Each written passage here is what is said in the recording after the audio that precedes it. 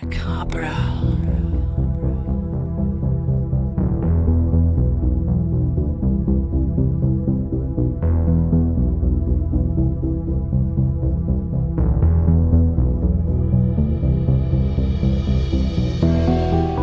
Okay, well, that goes way back, right to my childhood, when I was always aware of hidden elements. And, some people would say, astrologers have told me I have X-ray vision, for example, one of my, superpowers. And I had some access to otherworldly stuff. So I would have strange experiences and entertain them, and sometimes more on the negative side, feeling like it was attacks or demonic stuff, and some very positive as well. So that was always part of the way that I see things. And so it, as a child, as a teenager, as a young adult, I came into the world testing a lot of these things. And first of all, I found out that nobody likes X-ray vision. People don't, they have two very strong desires. One is to be seen, and the other is not to be seen. And those two desires compete with each other and create inner conflict. And so as somebody who sees, the people that want to be around me are more able to withstand that, that we want to just kind of hide behind a persona or a profession or that kind of thing. So I consider myself a pattern hunter and a seeker of rare souls. And that has got more and more narrow as I've gone along in my work. Now, I pursued a lot of different things as a young adult at the same time as, now I was leading a double life, at the same time as getting involved with my family's business to a greater degree.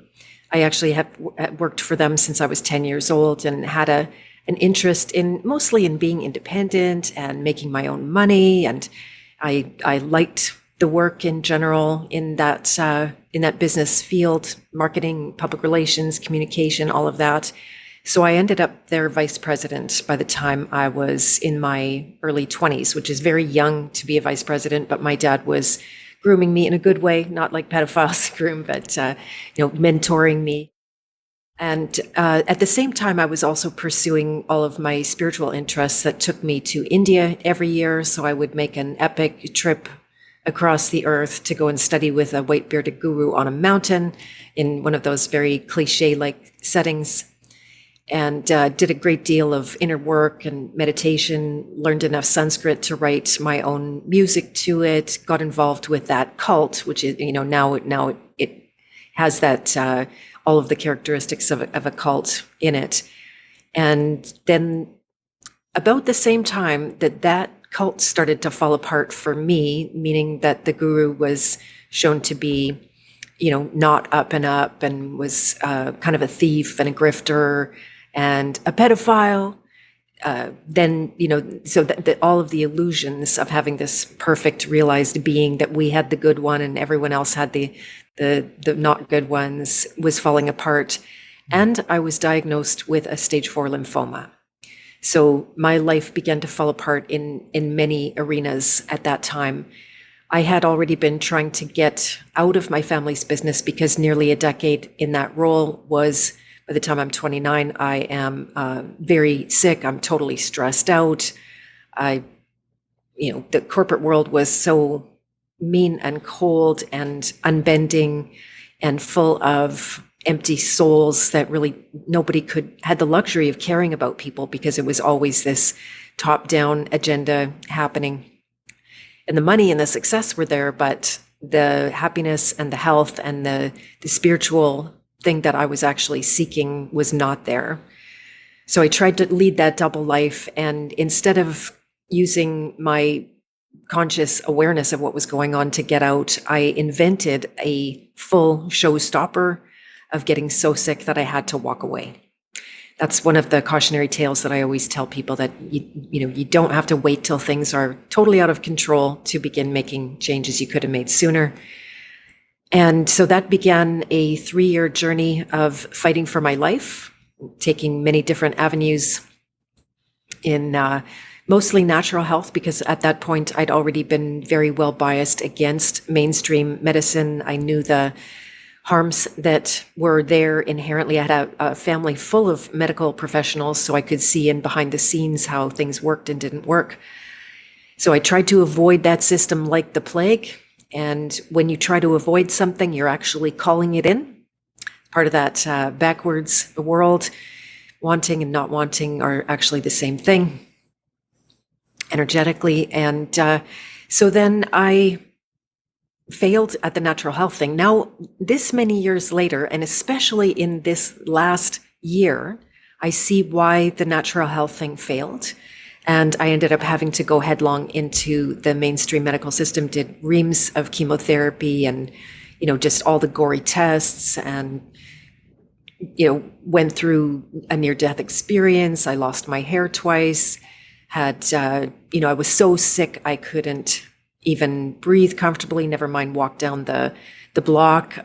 I went into remission the first time after a near-death experience, which actually was the cause of me going into remission, because I saw so deeply beneath the veil of my own conscious awareness that there was a lot of healing there. But I still couldn't recover from all of the treatments. There was more work to be done on that inner level. The first time I rose above a lot of the fear, which is not the high road, or the high road is not the high road. And all that does is serve to use very sophisticated spiritual energy to suppress reality, right? My body was in a certain state. I was trying to get up and out of it so I could have, spiritual bliss or whatever you want to call it. And so it was the second diagnosis when they said there was no chance of surviving without a stem cell transplant, which is extremely intense, and most people don't live through that. That in fact, half the people die doing that, and they probably more of them die doing it. They're just measuring that within a, discrete amount of time.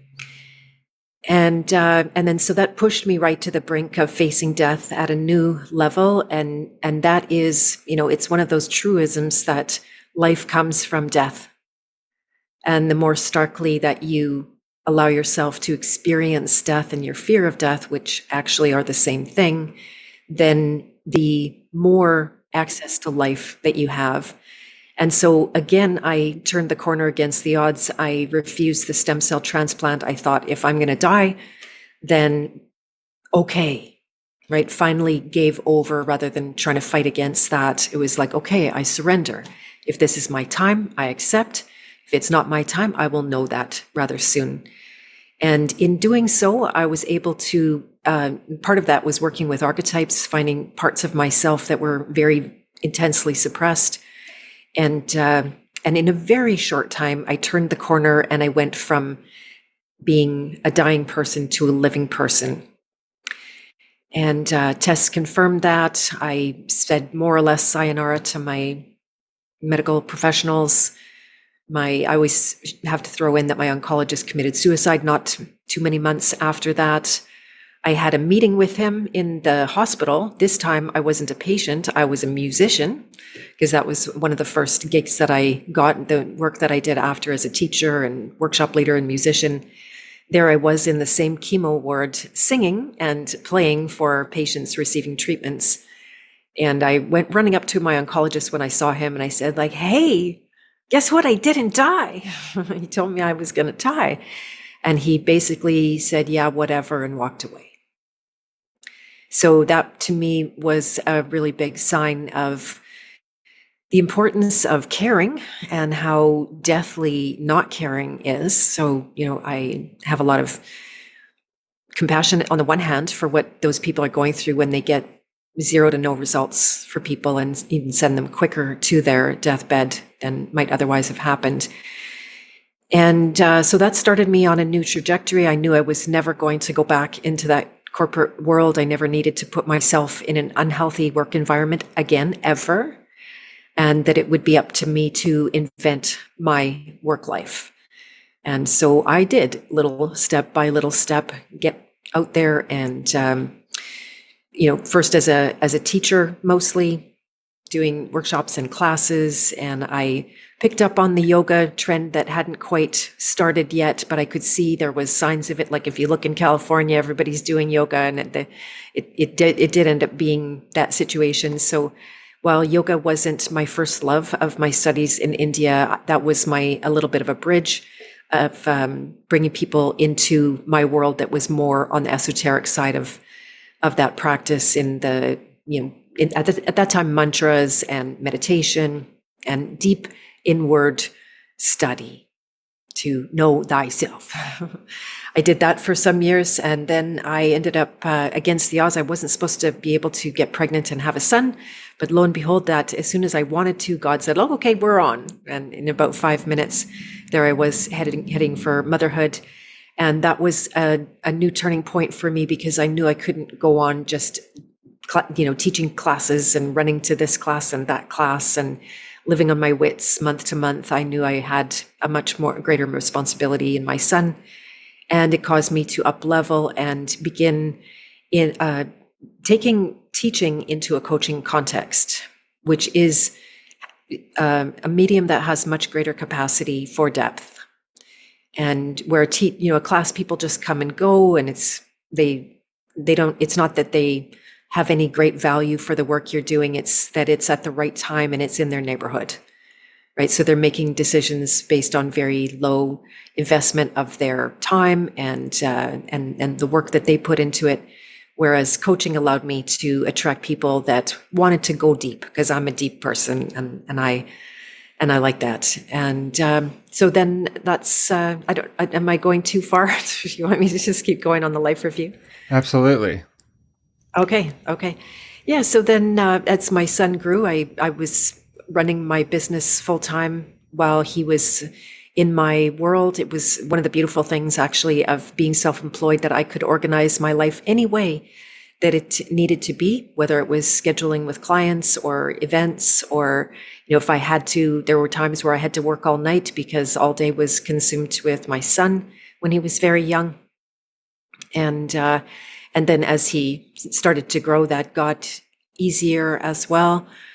And there was many iterations of my work as a coach. I had a lot of different expressions of that, just trying to find my place.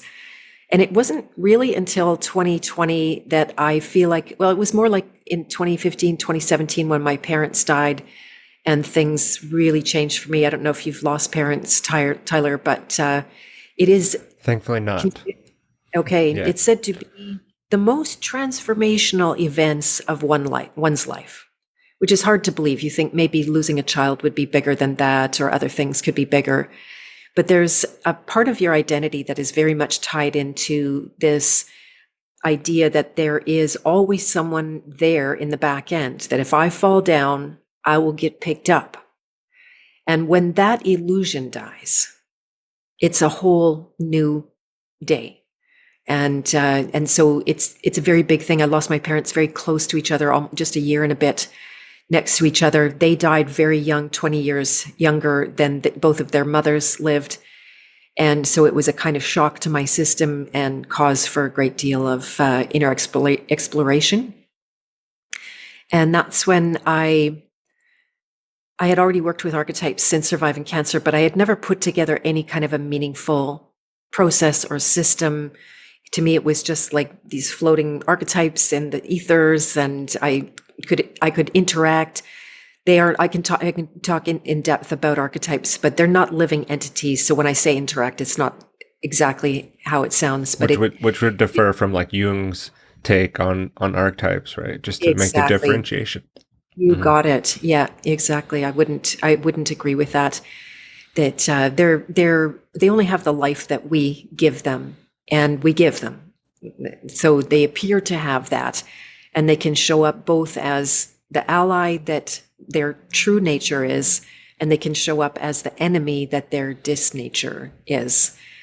And so at that time, after my parents passed, one of the gifts, right, because this is what I notice about our creator, that for every loss, there is a potential gift. It has to be received. It's not a given. You don't get it without doing the inner work of facing the loss. And the gift of both of those losses was the ability to see all of the archetypes that had come into my consciousness in an immediate family kind of way, meaning they're close to me, it's part of my daily experience, became in the context of the hero's journey, which I also knew about, had studied about. I have a degree in anthropology, cross-cultural anthropology, where I was already into studying cross-cultural consciousness, cross-cultural religion, cross-cultural medicine. All of those subjects were already kind of embedded.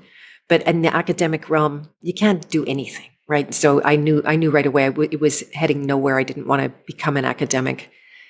And then so now I had 8 archetypes on the hero's journey, and it was incredibly profound for my own journey.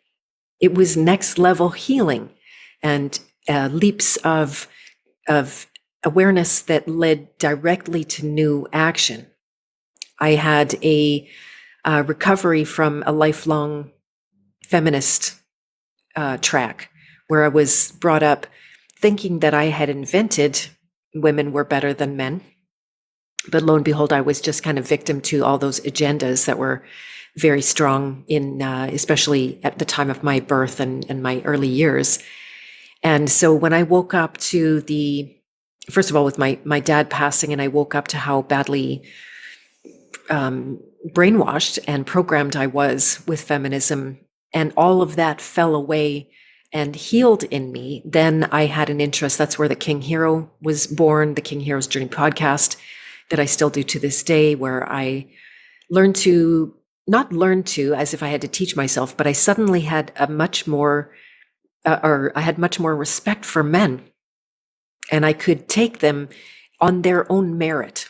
Not to say the job was completely done. There was still lots to clean up at that point, but I didn't have this point blank, men are responsible for everything wrong in the world, and women should rule the world, and we know better, and pushing men around and abusing men. That is unfortunately very common in today's feminist circles. So it was a kind of redemption for me, or repentance actually is a better word, and then redemption on the other side of being able to see, the best gift for me, and I wrote this into my book, was the different perspectives that men and women and that masculine, feminine are expressing through the very same archetypes. Even though they're identical archetypes, they're identical signature vibration, which is a phrase I use to describe a lot of different things. And, but, the journey is the same. You can't get out of the journey. It's archetypal. Everybody's going through it, but the expression will be very different. And that's nature's way. That's just how it's ordered. So that began, then I, the book I was trying to write for 20 years came fully into, like, it basically wrote itself in some ways, although it wasn't easy. It took 2 years, and oh my goodness, it was a hero's journey. If I'd known how much work it would have been to publish, I probably wouldn't have done it. And it was just 5 minutes before the pandemic hit that the first edition hit the streets, and not the streets, but the airwaves. And incredible timing.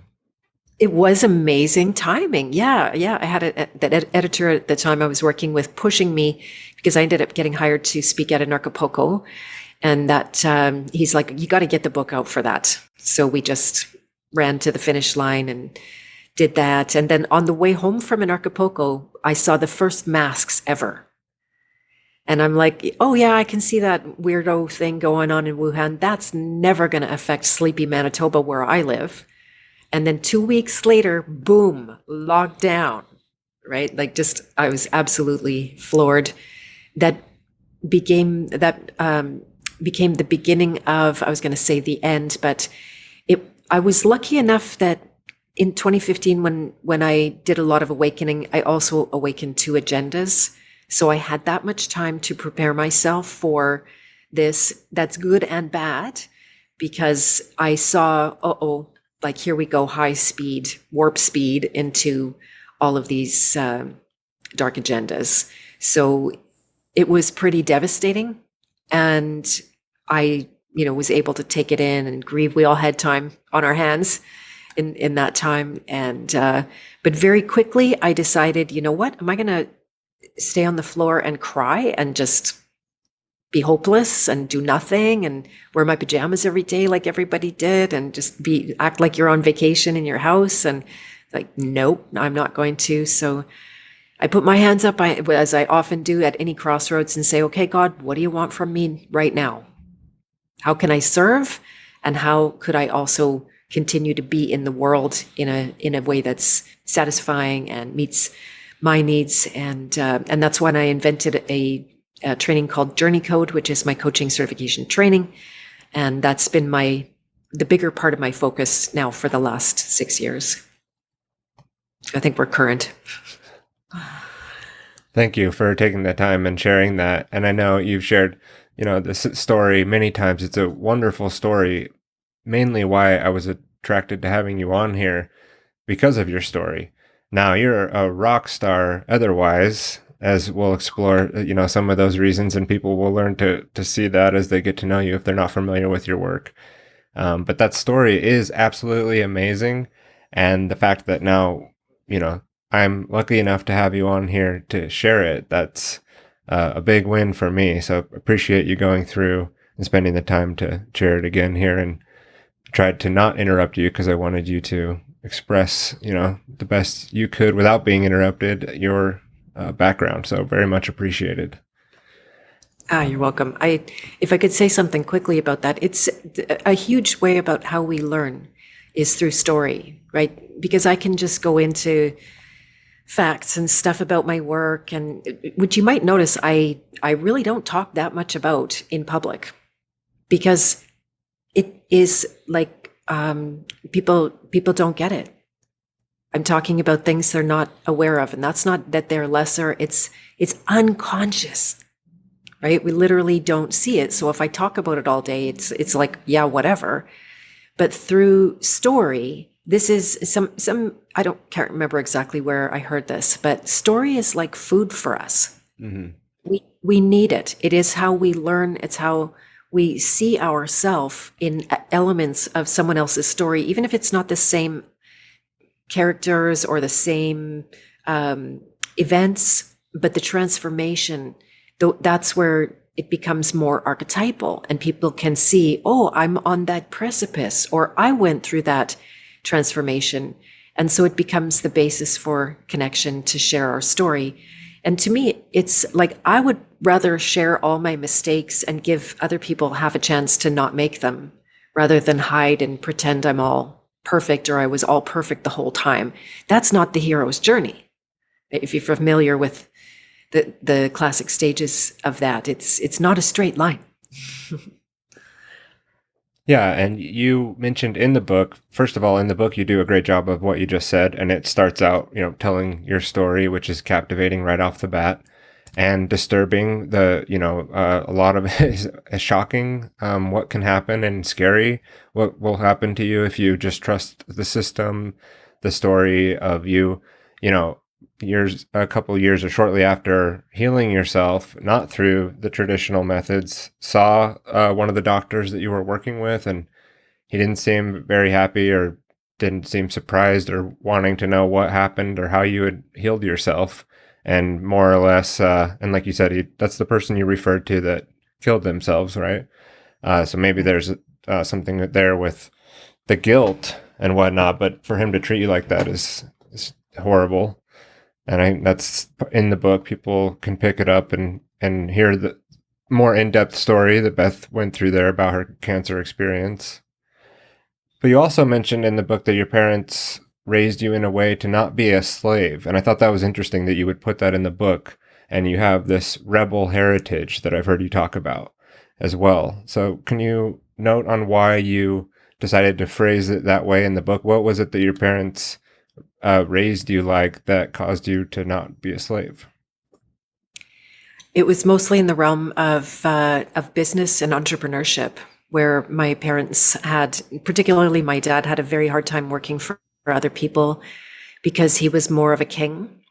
and had a lot of leadership capacity. So working under even a high level boss was always difficult and stressful, and led to him feeling like, yeah, I can't take it anymore.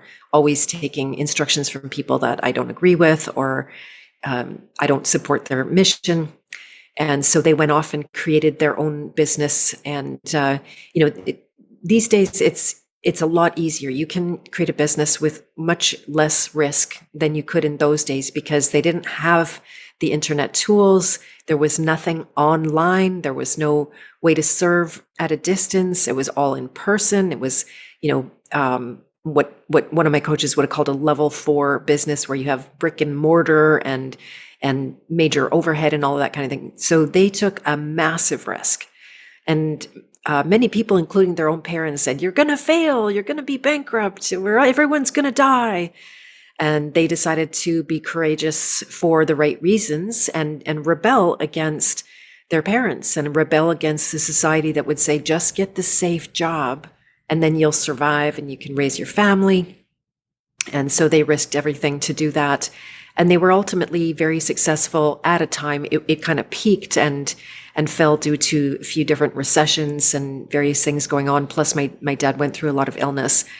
But they taught me that you can make your own rules within the context of society. And if you're willing to do the work, which is the opposite is the rebel shadow, where they succumb to laziness. They don't want to work. They'd rather fight than work. I had lots of that in me as well. And so the high side of that, which moves you forward on the hero's journey into the warrior, where you're willing to do the work and you take it on matter-of-factly and just put one brick and then the next brick and the next brick, and you endure and you train and make yourself strong, then that's what they were demonstrating over the course of my lifetime. So it gave me that clue that I could be much more in control of my own life. And so yeah, that was where they rebelled. Almost nowhere else in life, though. Okay, yeah. I was curious about that. That's, you included it in the book, so obviously there was something there, and some people don't have that, obviously. And we actually have to,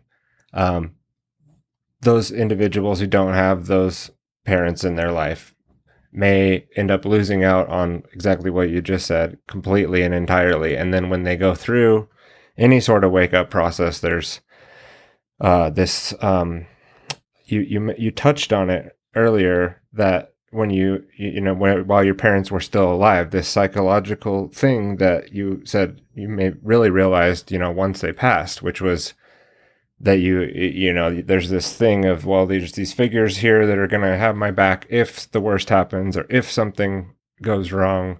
And whether you're, very extremely independent and you're totally on your own or not, I think that is still there, right? In some way, we can't really get away from that. Being human, being a mammal with parents that live for a long time after we're born, and the way that we grow up. So that's definitely interesting, and thank you for going through that. The archetypes, I know we didn't touch on all of them or list all 8 archetypes, but the child archetype and the fear of betrayal and survival, how does that shadow side manifest in people's everyday life without them realizing it?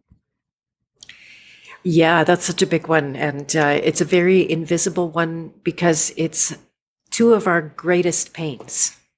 Two of our greatest fears are betrayal, which is only lesser to the fear of death itself. And so when you think about having been a child, especially say from the infant days, and having had one child at least where I could see you want to say fragility, right? Like if I left that infant for a couple of hours, they might die, right? That's how edgy it is in those first moments of life. And then that infant would act like it. I would just go to the bathroom and be like, I'm going to die over here. You like, save me, and I could know you're okay. But I was really able to see, like, it's a very deep fear. And there might be part of it that the love for and the preservation of life is entirely natural, but the fear of death is, to me, the inversion of that, the unconscious inversion of it. And so, because that's so intense and so painful to face, and most people won't until you're in the accident or you get the bad diagnosis or your wife is dying or your mom is dying, we don't want to look at death, right? We keep it all behind the concrete walls of the hospitals. It's just, we don't have it in our cultural lore. Death is extremely awkward when you're in that death and dying scenario, that somebody's dying, nobody knows how to act. And B, we don't have any set way. You might have a priest, but that's kind of lame these days. And what are they? It's just ritualistic, not really contributing. Although I don't want to take away from any individuals out there that really do help with that process. So because of that is so big for the child, they will resort to dealing with the lesser fear of betrayal and abandonment. It's like a bypass of the fear of dying, but you can see why do they fear betrayal and abandonment is because of the deeper fear of not surviving. It's just a less painful place to work, a little higher up in the in consciousness, so to speak. And then how that plays out with the child as adults, because we obviously grow physically out of being a child, but we never grow out of the archetype of the child. And so that plays out a lot in one-to-one relationships. And where it's especially easy to see is in romantic relationships, where you end up with these exact conflicts that couples, one will betray the other and be dishonest or cheat on them or emotionally cheat or, whatever is going on, or they will be afraid to be abandoned. So they will tolerate things that they shouldn't tolerate because they've got this attachment ultimately to survival, what they think to be survival. I always talk about how for a woman, there is not long in the past of our history where a woman really was dependent on the husband for survival. They might not survive outside of that marriage. There's lots of that kind of thing. So I think we've got lots of inheritance of attaching out of that programming that says we're not going to survive without that connection. And so the tendency is to play out this drama of betrayal and abandonment and back and forth and conflict, when in reality that male-female relationship has the potential of the expression of the divine masculine, the divine feminine, which is immensely creative and births new creations, new children, whether that's physically or esoterically. And so then, they just end up going back and forth and pendulum swinging. There's many pendulums in the unconscious. And the child is a really beautiful one to spend a lot of time with. Like if you only studied one archetype, the child would be a fantastic one to make great headway in towards freedom around. And is there anything more about your question that I missed there? Well, no, but I think you did open it up perfectly to discuss what we were saying earlier, like how your work could be a little maybe esoteric for people that aren't familiar with thinking in the way of symbolism and archetypes and Jungian worldview and Joseph Campbell's The Hero's Journey and the cyclical nature of what you're talking about, and how you just said like you can embody these archetypes throughout your whole life. Maybe some of the mechanics or, how things work like that in your mind, that you transfer that payload off to people when they're getting familiar with this and they're going, what are you talking about, archetypes and some kind of symbolism I don't understand. Explain, even if you've said if people aren't on the journey, they're not aware they're in a journey or on a journey, they're still on a journey, right? And you call it being lost in the belly of the whale if you're sort of not, anywhere relating to this process or recognizing these cycles or recognizing the processes in yourself. So maybe you could leave off there with like, okay, how does this work? We're not just the child when we're a child. We can manifest and be in the child archetype as an adult. How does that work? How do we go through the cycle, or how does your system work? I guess it'd be a great time to go through that. Okay. Um, so I'd like to talk about, from the perspective of someone who is never, maybe doesn't even know what archetypes are. Nothing wrong with that. It's not part of our normal everyday lexicon or subjects.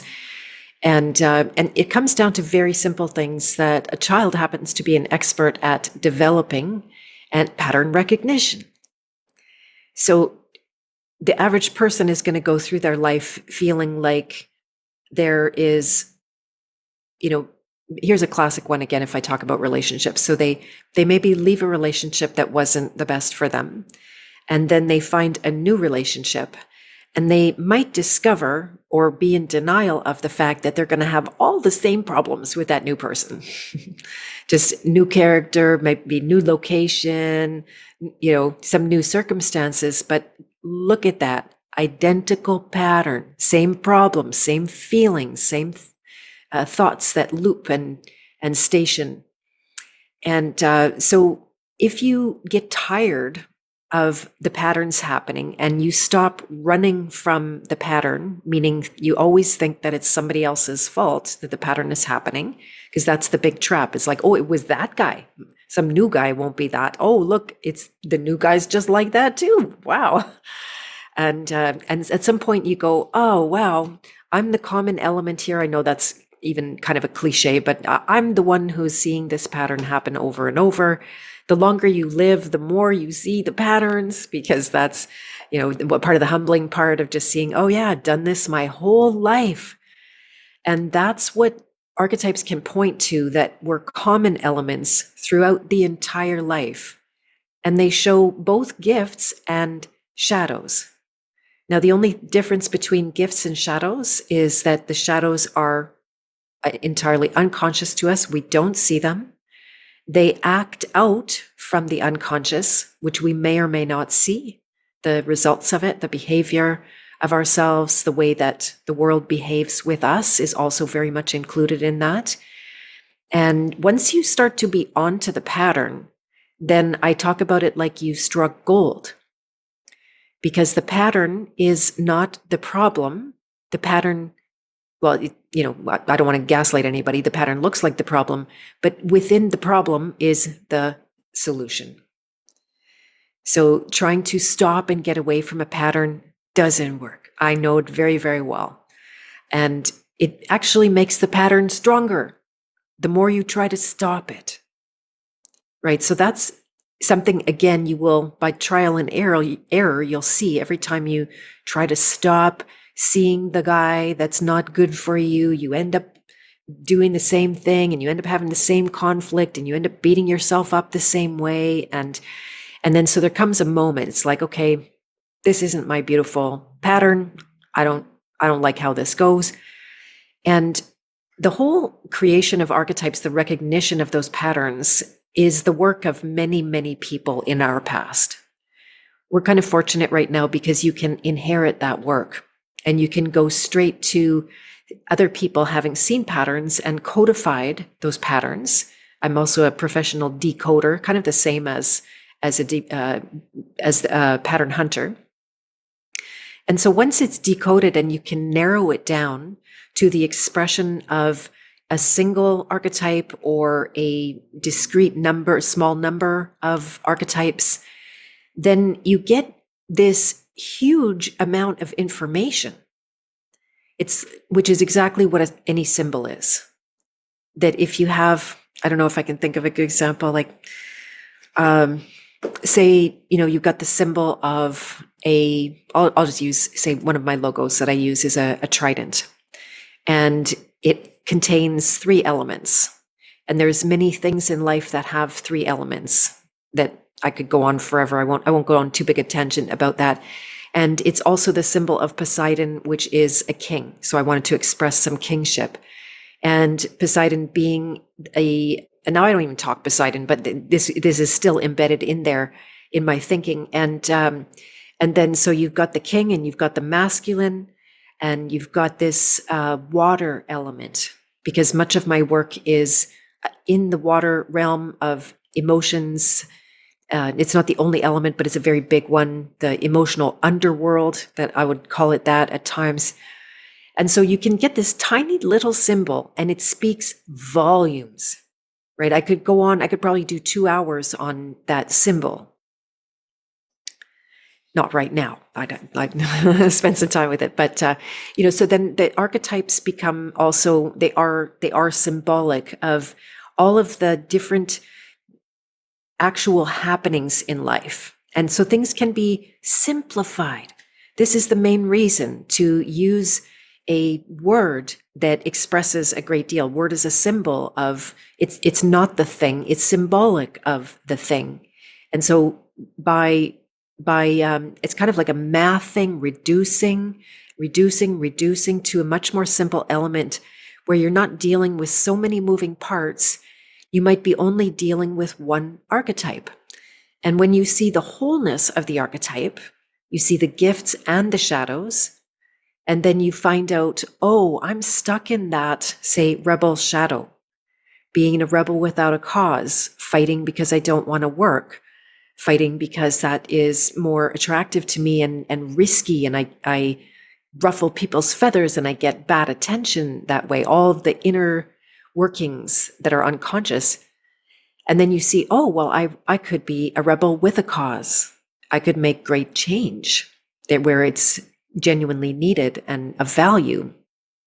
I can get out in front of people without fear of being called out or being thought badly of, right? Your role as a podcaster, you have to have that ability enough that, yeah, people are going to criticize you.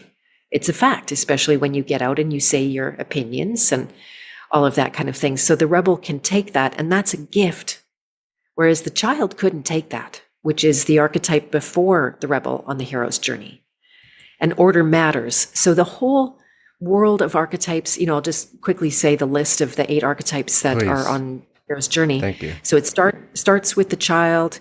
That moves forward once the fear of betrayal and death and abandonment are dealt with enough, not conquered forever, because it's not like that, but enough. It does move you forward into the relative bravery of that rebel, like we just talked about.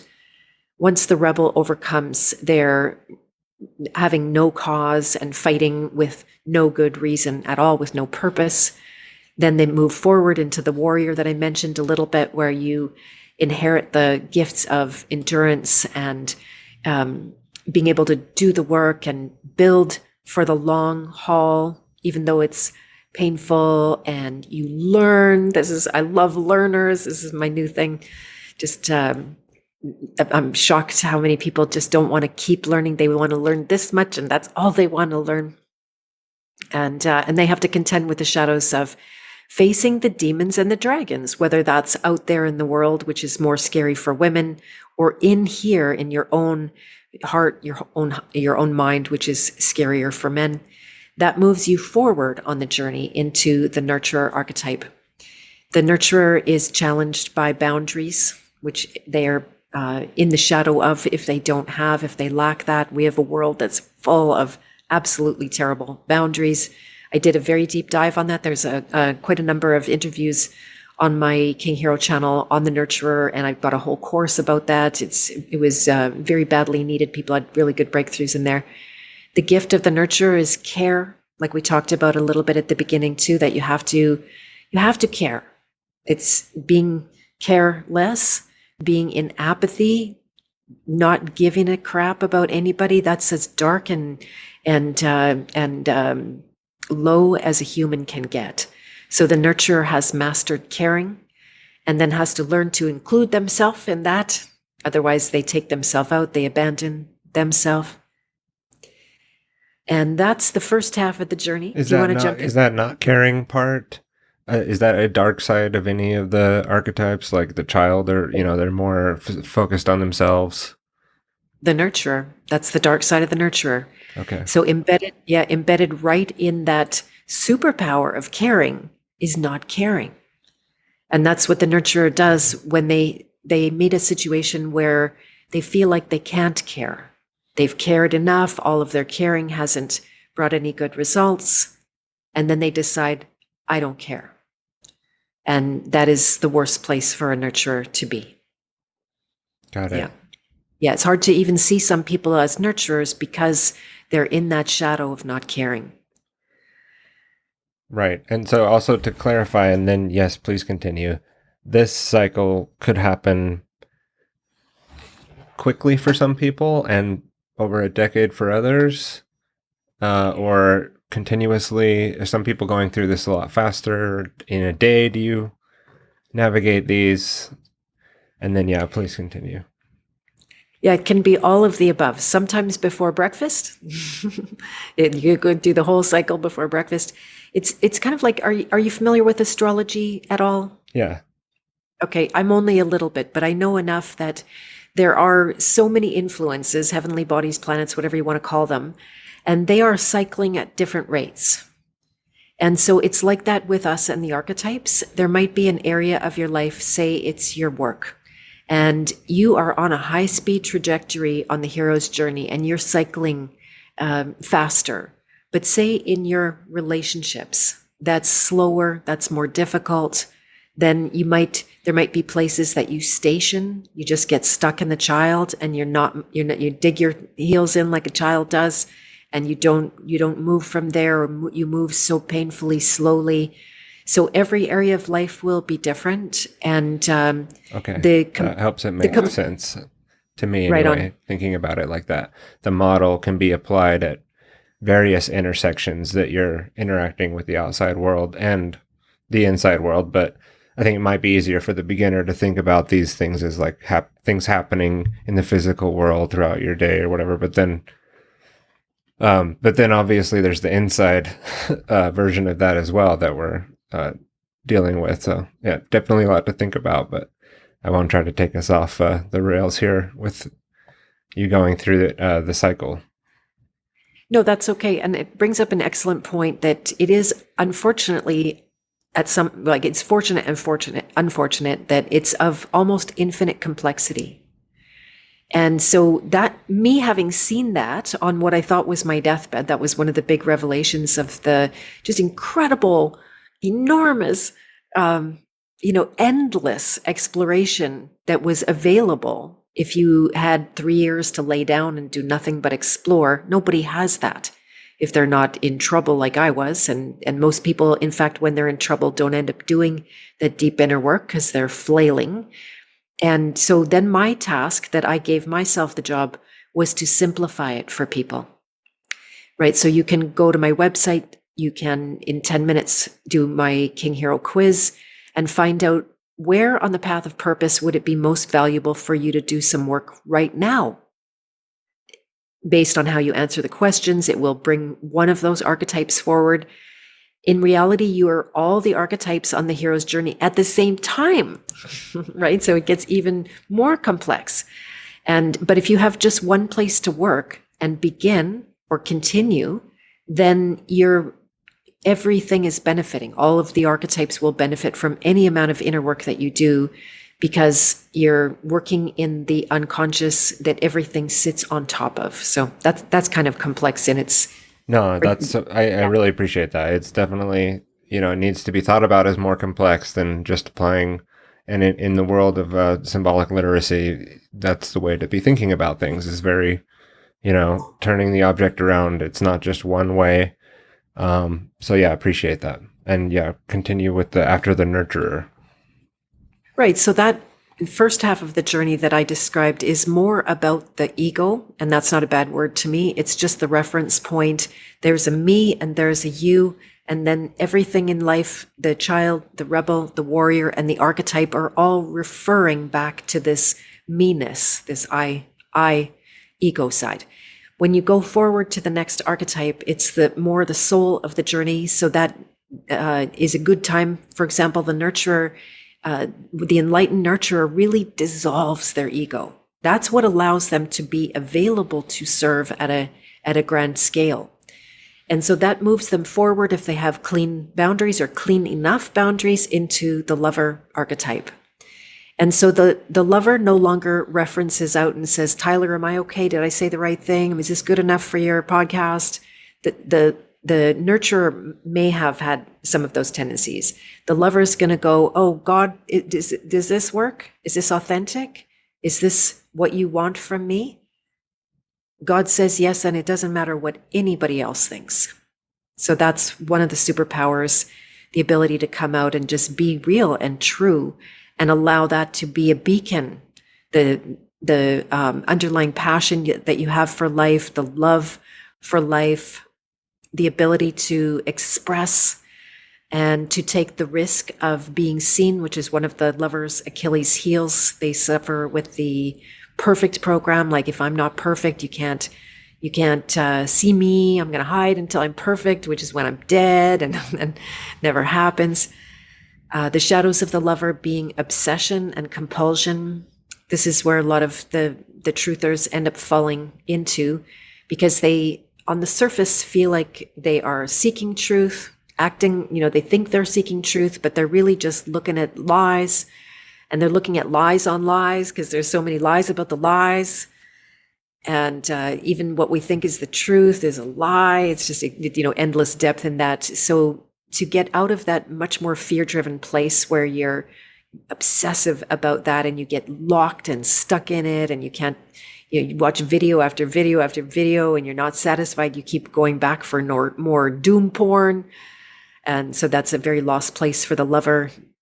If they overcome that, it moves them forward on the journey to the archetype that I call the hedonist, and that is one that I am reclaiming, because there's no positive word for the hedonist.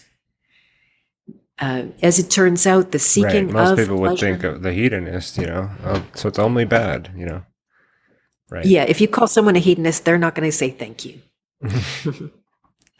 And, but this is a very real path. It's an inheritance that we come to this earth and everything is here for us, right? The capacity for all the survival that we need, the growing of incredible, beautiful, rich, nourishing, delicious foods, that just looking at the sky is a pleasure because it shines the blue right in your eye. Letting the sun hit your skin is the deepest pleasure. Obviously there's more pleasures just with filling your senses, which is the trap of the hedonist, where you feel empty and then you go and you try to get everything and fill yourself up. The more you try to fill emptiness, the more empty you get. And then the hedonist is called to awaken to a much deeper pleasure called purpose. Now, purpose has been the subject all the way along. It's through a different lens with each of the archetypes. And in this case, the hedonist is called by the next archetype, the king. So very big leap to go from a life of serving yourself and pleasure seeking and, maybe addiction, to seeing the demands of the king, which are inviting much greater responsibility, working for much more than your own satisfaction, taking on the troubles of a kingdom and having the ability to take responsibility for when there's trouble in your kingdom. You say, like, what am I doing wrong? How can I shift? How can I change? How can I fix this? What's happening in my world? Rather than blaming others. And the king's big shadow is power and the hunger for it. The same way that the hedonist was addicted to pleasure, the king is addicted to power. And so if they don't have a strong relationship with God, they're gonna feel like they are the source of power. They will be humbled. It is a guarantee. Pride comes before the fall. And if a king can, in fact, humble themselves to be a true servant leader, then that would require the input of the 8th hero's journey archetype, as I laid out, the alchemist. So the alchemist has a very strong role in the king's life as advisor, as the one that is going to be shining the mirror. Here, look at yourself. And see yourself in this, so you don't go off the rails and die in the throes of wielding power. It's a time of deep introspection. It's the biggest of all of the archetypal experiences. They get bigger as you go along. They're all big, but there's something particularly huge in this last stage. A great deal can be sorted, real from unreal, right? The alchemist is the one that can see a program, that is willing to go into the depths of consciousness to see what is hidden, to see the patterns, to see the blueprint of the in this case, the conscious structures, right? We create architecture inside ourselves. I have a lot of different words that are really just metaphors to describe them. I can't accurately describe that. I can only go with my experience, and metaphors can only touch it. But nonetheless, I've been able to see with many, many people how this works consistently across the board with the archetypes themselves and with the ability to see programs, with the only condition that they must want that. Because if they don't want that, then you can't show it to them. Listening to your book, it definitely struck a chord with me several times, like getting the chills on the patterns and the sort of the synchronicity or the universal symbols, the universal meaning that can be derived from your model. Overlapping your model with my understanding was powerful. That's awesome. I love hearing that. Yeah, it's so amazing when you see the patterns in yourself. That in itself is miraculous. But when we can share that experience, then that bridges a lot of gaps where, that's one of the beauties of studying archetypes, that you find out you're not just a freak of nature. Not to say you thought that, or, we all have this inner experience, like, I'm messed up, there's something wrong with me, I'm different from everybody, I'm disconnected from everybody. That's speaking directly to some programs. And the archetypes are a way to see, oh, actually, it's pretty ordered. It's not just a chaotic, disconnected thing. Yes, we are unique in our own ways, but only within the context of the order that's already there. And you mentioned that, was it the lover that can find their calling? Yeah, so each and every archetype is tasked to find their calling. Okay. So it will just look different. The child is particularly tuned to the calling itself that may have no form. That's where I was at when I went through my near-death experience. I opened to the calling, and I downloaded, this is again metaphorical, right? I downloaded some code. I knew I was absolutely changed by having seen it or allowing it to come to my awareness, my calling. Right. But did I know anything about what that looked like? Zero. Yeah. Well, that's my question there, is how can someone recognize if they're refusing their calling so that they don't have to go to the extreme of developing a stage 4 cancer? Are there signs? What can we look for to avoid, not walking on our path? What are the situations that we'll find ourselves in? What are the thought patterns? For me, it's usually like an extreme lack of feeling purpose. So I can tell, and I know that I feel worse because I'm not working on the things that I'm supposed to be working on. So, and I've gotten better at recognizing that even more recently. I have systems in place now to try to remind myself daily. But most people are not doing that work. I don't want to speak for most people, but I think with the state of the world, I can fairly say that a lot of us are not doing that work. And so that can lead to literally making you sick, like you've experienced and like you went through. So yeah, what can people look for? That is one of the best questions I've ever asked. And I don't say that lightly, actually. That's brilliant. You're totally onto it. Now, there's two elements, I think, to simplify it, and I can give more examples as well. That suffering, say if you go with the Buddha, he said suffering is not optional. This is going to be part of life, and everyone has to come to acceptance that there's going to be loss, there's going to be pain, there's going to be challenges and hardships. That's just part of life. We don't get out of it. This is the hero's journey, after all. And then the distinction that you can start to make is that misery, that pain, does it have a purpose? Or could it be given purpose? Or, in fact, is it empty and void of purpose? So me struggling to write my book was full of purpose. It was me finally fulfilling on a calling of 20 years of going through the difficulty of that. Now, if I was banging my brains out trying to work for the government in transitional housing, I'm just looking out my window at a building that's being renovated right now. And every day I fought with colleagues, and I got bad-mouthed by some people, and I wasn't making enough money and couldn't make ends meet.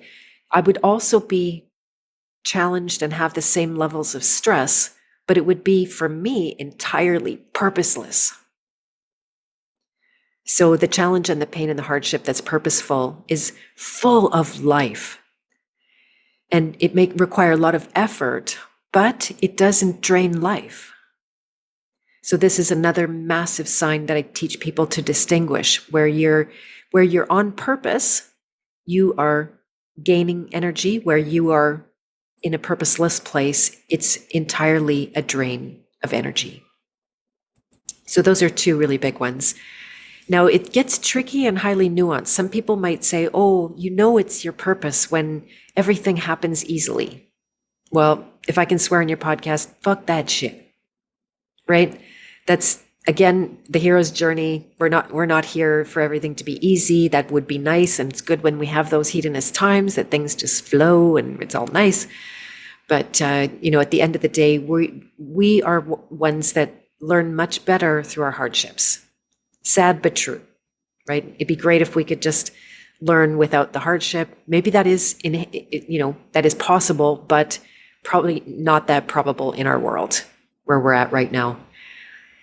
The refusal of the calling, the beauty, like God built that right into the system. If you look at the 12 classic stages of the hero's journey, refusal of the call is right there. There's the call to adventure and the refusal of the call. So even though you're refusing the call, you're still in the same exact process, and it will just be a matter of time. The thing to recognize in yourself there is one of the programs that could be named resistance. This is an unconscious program that no one is aware of until you actively go looking for that. And when God says, like, Beth, create a 7-month coaching training while everybody's on lockdown. And I'm like, oh, that's going to be a lot of work. And I go into resistance. I say, nah, I don't feel like it. I just want to lay here and eat bonbons, whatever, and then so that resistance, it'll have a signature vibration to it where you're resisting the good thing, or another example, you awaken to a certain level of nutritional deficiency inside yourself, and you realize, like, I need to eat more protein. And then you resist it because you're a vegetarian and you don't want to kill animals. And then you go into resistance against the thing that would actually be good for you. It has a signature vibration to it compared to, say, if someone wanted to come and put a hot poker in your eye, you would be in resistance to that. But that's not programming. That's the love for life and integrity of body and soul, right? So, but those are very fine distinctions. That takes a little bit of practice to be able to recognize the difference between fear-based resistance and the just knowing where to go based on life. So yeah, that's a really good question. I want to unpack that one like crazy. It can be that things... This is what you help people with, right? So this is also something that you do in your work, is help people not lean into it, basically, like find their purpose and not resist it. And so this is something that you're I mean, am I wrong about that? That's the work that you're doing with people, right? Exactly, because programming sits on top of purpose, which is natural. It would express naturally.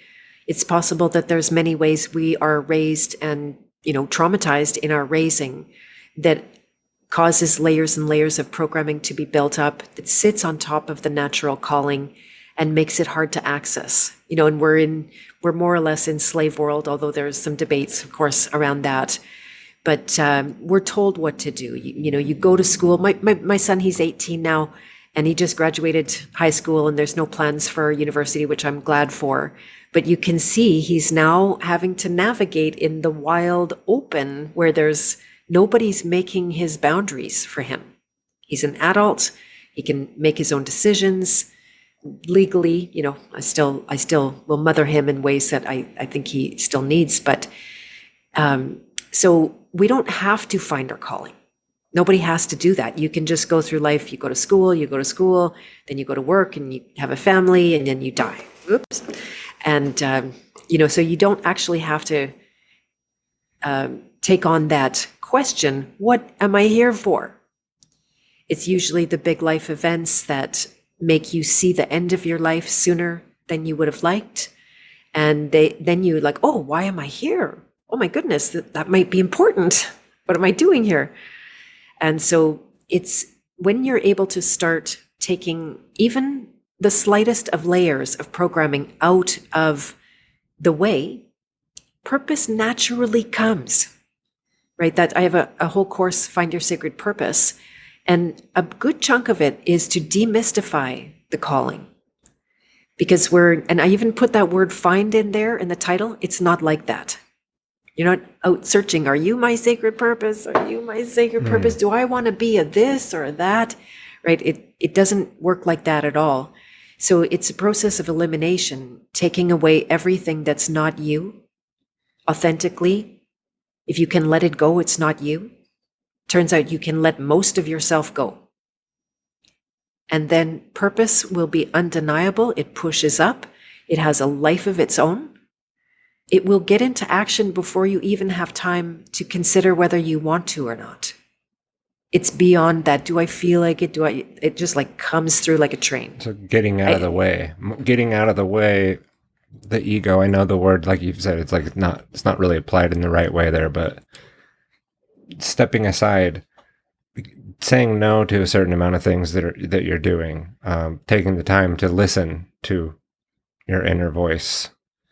That's all clearing. That's not finding and seeking and nailing down and defining. That's moving to the side, making sure that you're creating a space for your purpose. I love that. That's definitely true for me. In ways where I'm feeling, if I'm feeling extremely overwhelmed and just too caught up with things, I'm not creating that space. It's very easy to get off track with what I feel is my purpose. So great points, that it's not so much just seeking your purpose and where's my purpose. Maybe it's stepping back. And so that's why I like to prompt my children with the idea that there might be a purpose for them. I actually say it as that there is.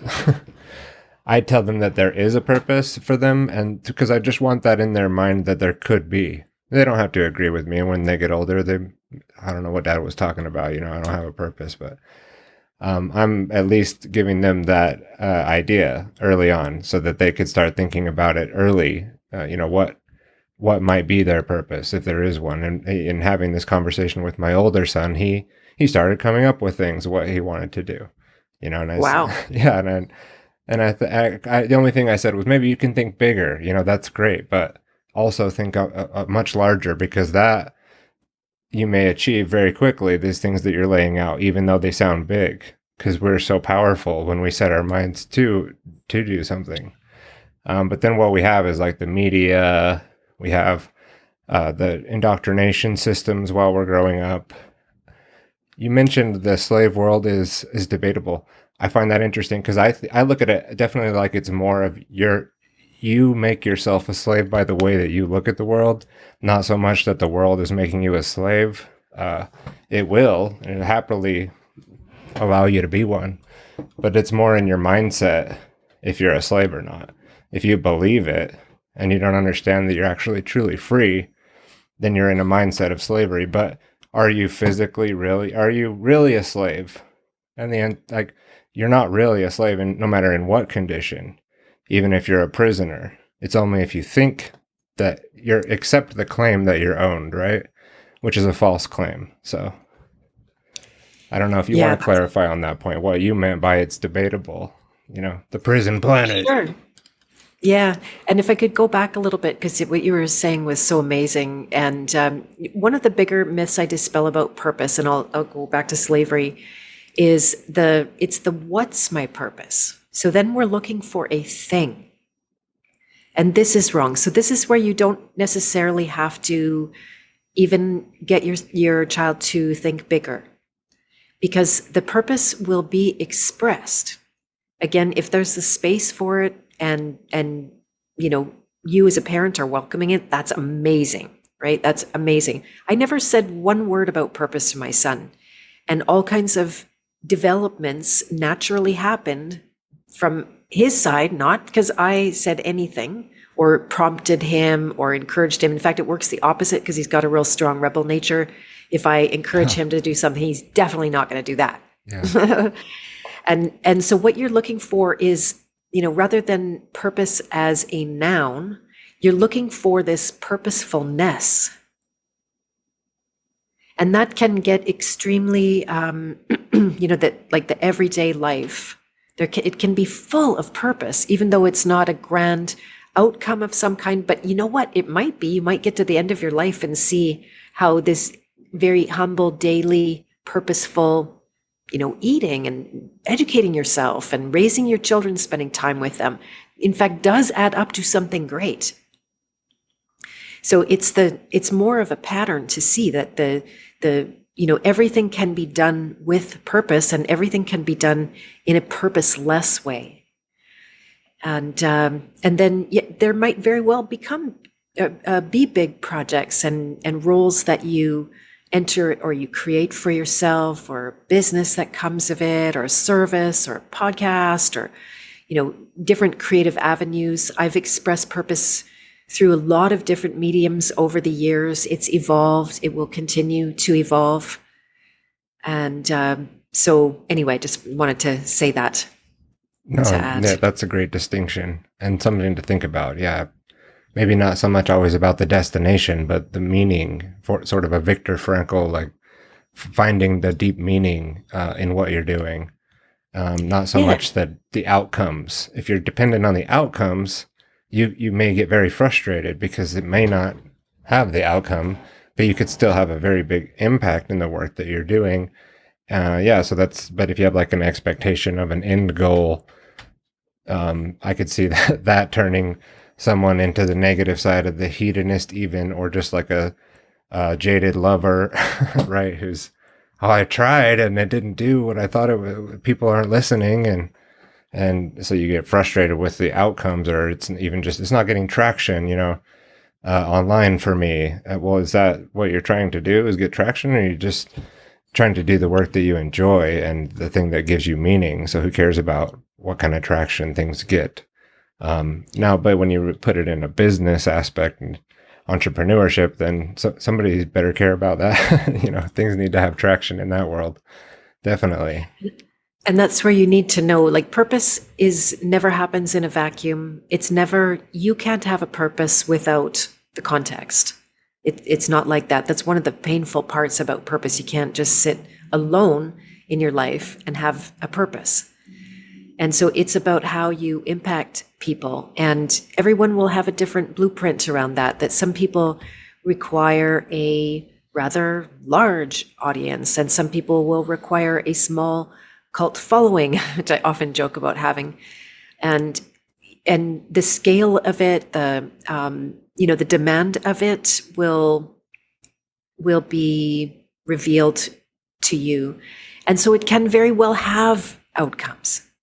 And not to let it be the reason that you just, say whatever, it's okay that I don't have any attention on this work. It's not okay. My soul says this is to be done. That's where the warrior comes in just having very clear outcome, and setting goals, right? That's a big part of my work, helping people can be very concrete goals or can be directional, more setting their course for a direction. And so there's, that can also be full of purpose. It's less about the outcomes and more about what you said at the beginning of that around meaning, that it has meaning for you. And that it either has meaning for you. You like just watch a child go and choose something to do. They choose what's meaningful for them in that moment. And they'll do it naturally if they're allowed to. Or you can embody the archetype of the child to maybe find that automatic balloon that bumps up when you let go of it underneath the water, right? It just comes to the surface. You don't need to hope that it will. Once you stop weighting it down with all the bullshit, then the balloon will just come up by itself. It doesn't need you to tell it to. You got it. Exactly. And in a beautiful, surprising way often. So yeah, that's what's happened with my son. When he's developed incredible skills in more than a few areas without me interfering or engineering. And I can look back and see all the signs of the purpose. It looked different though. He's picked up many things and abandoned many things too. So you don't have to worry about that. That it's just all part of that ultimate development on the journey. And if you like, we can talk about slavery. That's a good subject. Oh yeah, I forgot about that. Go ahead. Right. In the House of Free Will, I created a law guild. So when 2020 hit and everything went to hell, by 2021, I'm thinking that, how do we get out of this? And people are breaking the law, or at least the moral version of what I would consider, say, God's law. And so I started studying is a strong word. It was like I think I did almost 200 interviews in the law field, and we went through a lot of different teachers and down rabbit holes and systems and this and that. And mostly I discovered that it's all crap, and sometimes very much by design, right? Controlled opposition, getting people to go sideways. So because they know we're coming, they know there's going to be children who just mask and jab, and they know there's going to be rebels who don't. So they're much more ready and prepared for us that don't, and can create all of the theater, all of the media, all of the narrative and the scripts and the words and all of that kind of thing. So the alternative law world is infested with this. There's almost no real law in the alternative law world. So there's not a right piece of paper to file that will make you not a slave? Nope. Absolutely not.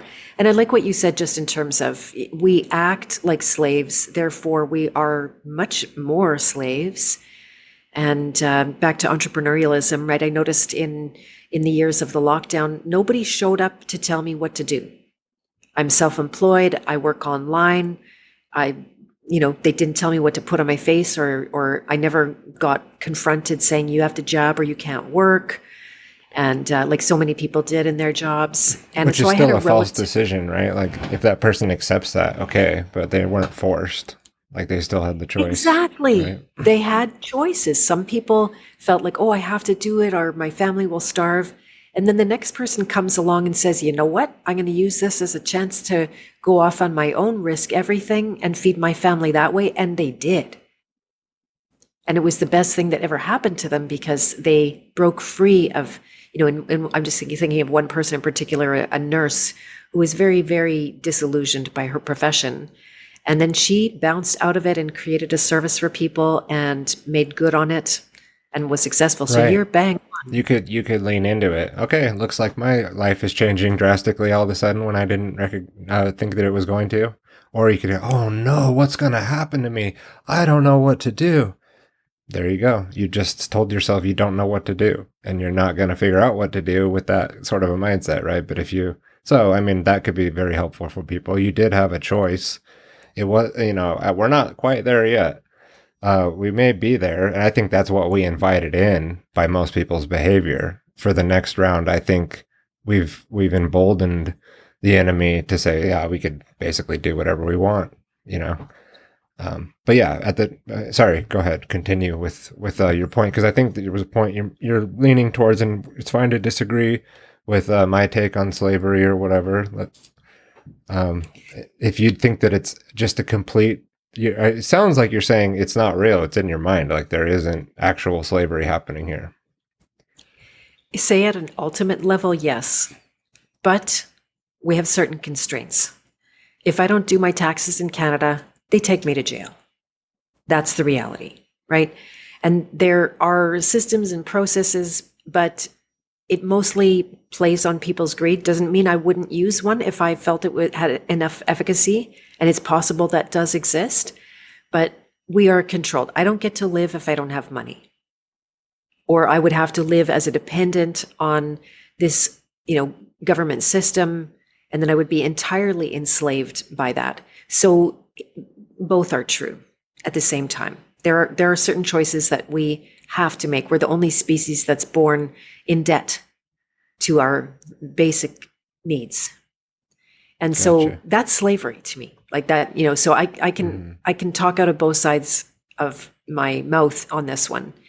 But there's two archetypes if you want to drill into the patterns of it and see where much greater freedom can be found. These I call primal archetypes.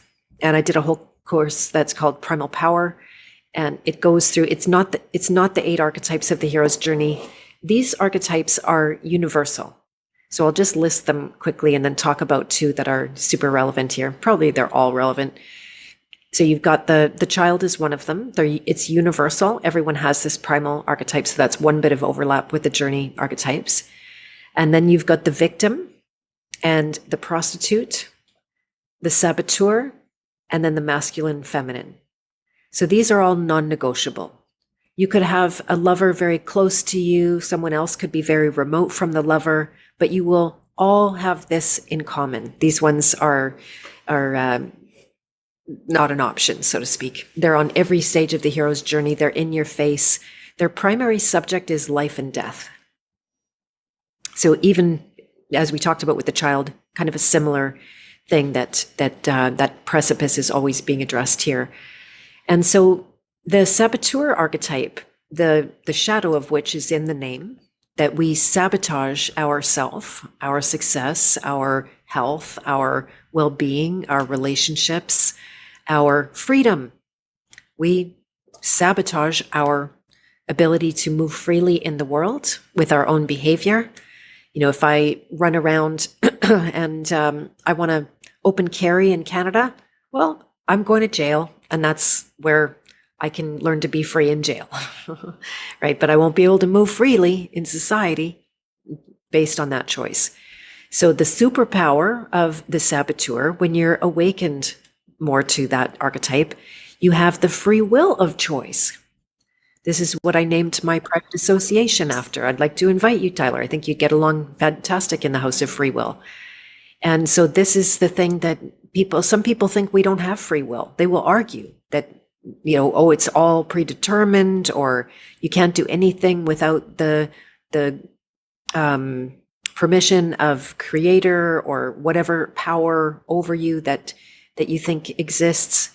But in my experience, we have this free will. We just don't exercise it, and we sabotage our free will and our freedom as a result. And then there's also the victim. So that's a huge part of slavery right there, is our choice. You indicated this earlier. You're talking about it. That person who was forced to get the jab was really not forced to get the jab. They could walk away and to this day could still be unjabbed, at least. Who knows? Are they going to try to legislate next level? Then we can still choose, but we might be choosing our way out of society, which, then you're arguing with slavery a little bit there. Like, I have to go and eat sticks and berries in the bush and live on my wits, or be part of society and poison myself. So, that's where you start to get into some gray area. It's arguable. I mean, I lean on the side of it's up to you if you accept it. If you accept that you are owned and controlled, that's a slave. Anyone who's like, I'm doing this because I have to, but I know that I'm not, that I don't have to, but I'm kind of doing it under coercion or under the threat of force, but I understand that I don't have to. that's more okay. But and if it's under coercion and duress, this is more like The Prisoner, right? Patrick McGowan's series. I don't know if you're familiar with it, The Prisoner, where he's unwilling to give in to the norms of the society around him, and he will not give up on trying to escape, on trying to protect himself, on trying to keep his mind his own. And he's, I am not a number, I am a free man is one of the, you got to check it out if you haven't seen it. I actually have the archive of it because it might be harder to find these days. But yeah, so it's like more your acceptance of these things, the coercion, like you said, with taxes if you don't pay them well. That to me, like you're